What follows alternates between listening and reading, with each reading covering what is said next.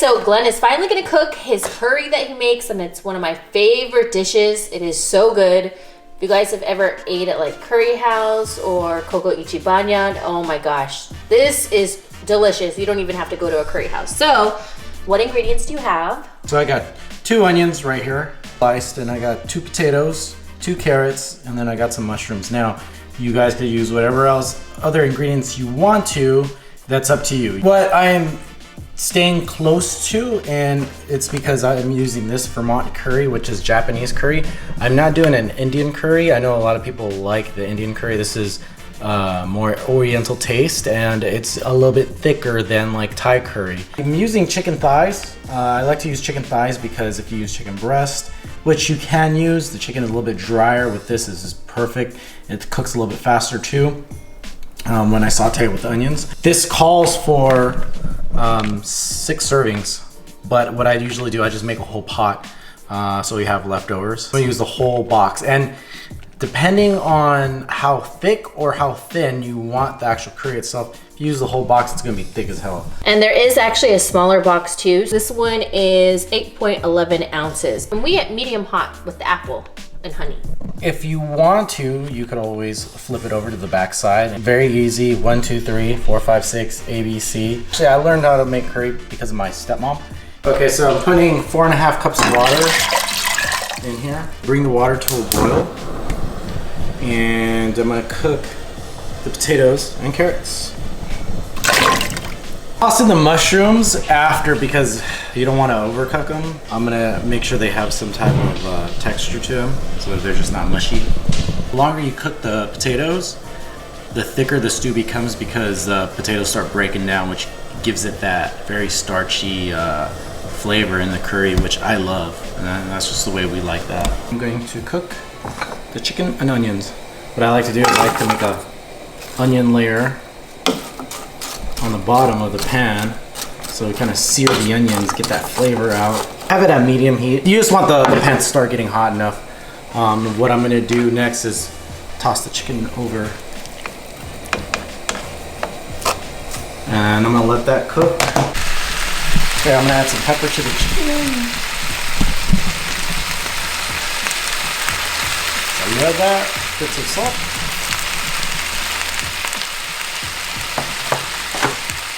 Let that simmer up. You don't have to cook the chicken all the way. You just want to make sure the redness is gone.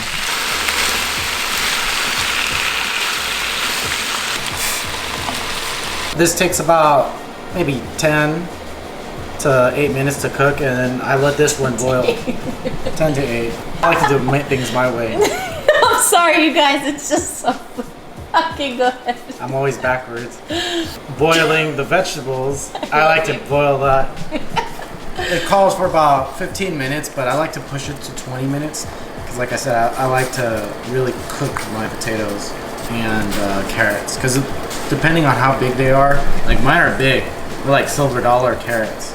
You want to make sure they're not crunchy when you're eating this. Everything should be soft. I'll take this, and at the same time, we're gonna dump all of this in here. Oh yeah, oh yeah.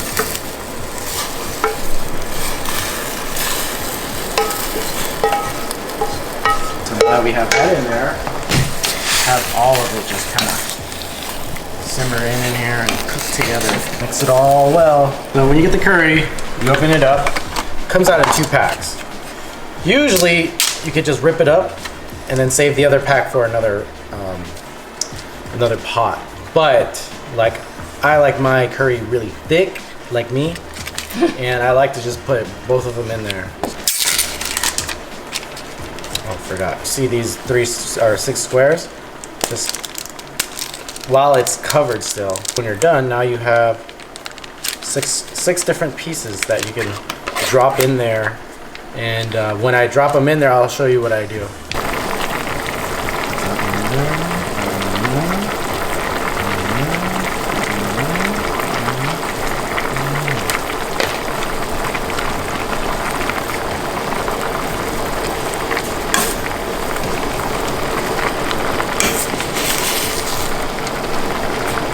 Sometimes there might be too much water, and this usually is because of the chicken or the vegetables. So if you see that there is too much water in here, you might want to take some out. So do this beforehand though. Do this beforehand.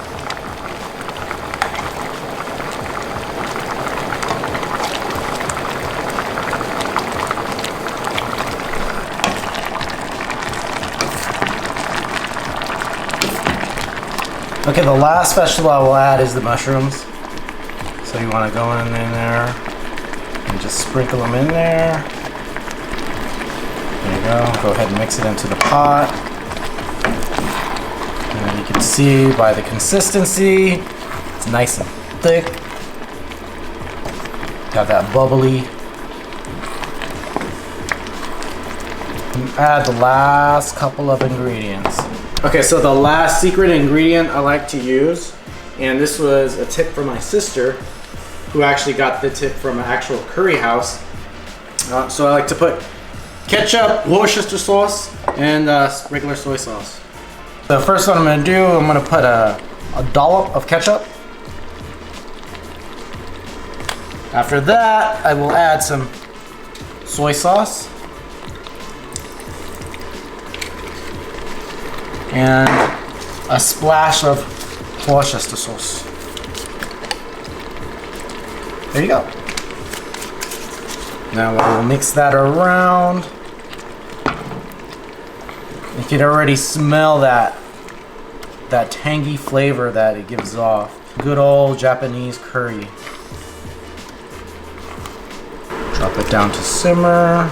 So just continue to mix it around, and then on simmer, let it sit so everything kind of settles in, and there you go.